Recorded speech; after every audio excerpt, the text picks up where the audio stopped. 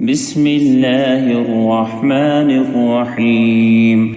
ألم تر إلى الذين نافقوا يقولون لإخوانهم الذين كفروا من أهل الكتاب لئن أخرجتم لنخرجن معكم ولا نطيع فيكم أحدا أبدا وإن قوتلتم لننصرنكم والله يشهد إنهم لكاذبون.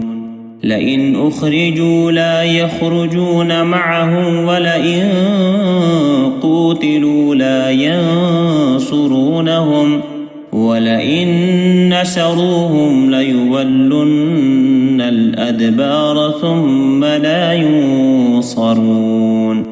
لأنتم أشد رهبة في صدورهم من الله ذلك بأنهم قوم لا يفقهون.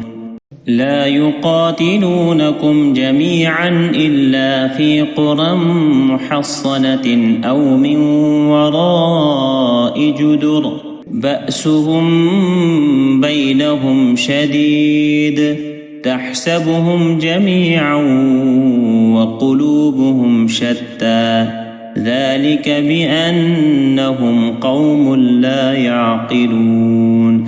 كمثل الذين من قبلهم قريبا ذاقوا وبال أمرهم ولهم عذاب أليم. كمثل الشيطان إذ قال للإنسان اكفر فلما كفر قال إني بريء منك إني أخاف الله رب العالمين. فكان عاقبتهما أنهما في النار خالدين فيها وذلك جزاء الظالمين.